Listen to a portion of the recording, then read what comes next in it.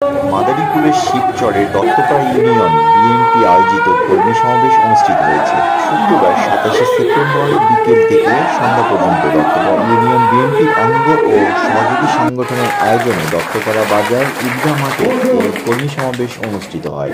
Duttapara union বিএনপির সভাপতি মহিউদ্দিন ব্যাপারীর সভাপতিত্বে এতে প্রধান অতিথি হিসেবে উপস্থিত থেকে গুরুত্বপূর্ণ বক্তব্য রাখেন শিবচর উপজেলা বিএনপির ভারপ্রাপ্ত সভাপতি ইয়াজেম হোসেন রোমান। বিশেষ অতিথি হিসেবে বক্তব্য রাখেন শিবচর উপজেলা বিএনপির অন্যতম নেতা বিশিষ্ট শিক্ষানুরাগী ডাক্তার সাদাত হোসেন। এছাড়াও বক্তব্য রাখেন শিবচর উপজেলা বিএনপির সাংগঠনিক সম্পাদক শহীদুল ইসলাম দীপু, শিবচর পৌর বিএনপির সাধারণ সম্পাদক ইমতিয়াজ হোসেন চৌধুরী, আজমল হুদা চৌধুরী ইতু ও সাব্বির আহমেদ চৌধুরী তাপু, ডক্টর শফিকুর রহমান এছাড়াও অন্যান্য নেতৃবৃন্দ উপস্থিত ছিলেন।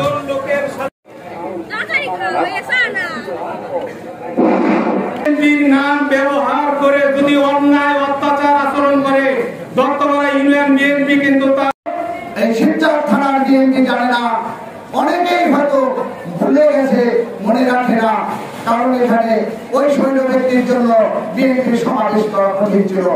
কেন এই দেশের মানুষ বিএনপি করবে? কেন শহীদ জিয়ার আদর্শকে ধারণ করবে?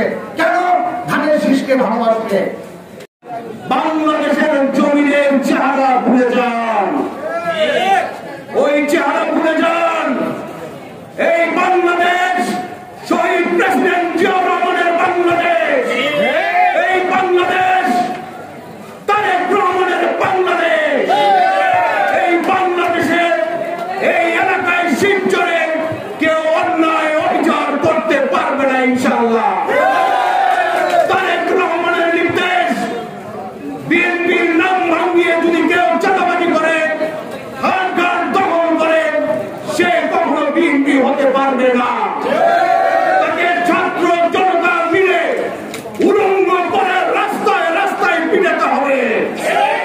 ছাত্র জনতা মিলে আমরা ওই নামধারী বিএনপির চাঁদাবাজদেরকে রুখে দাঁড়াতে পারবো। সবাইকে একবার আজ থেকে দত্তপাড়া সহ বিএনপি শিবচরে কোথাও চাঁদাবাজি হলে আমরা সাথে সাথে ঐক্যবদ্ধ হয়ে তা প্রতিহত করবো ইনশাআল্লাহ।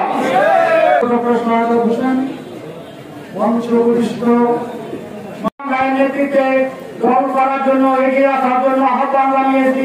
নেতৃত্বে আজকের এই জনসভায় তারা উপস্থিত প্রমাণ করে দিয়েছেন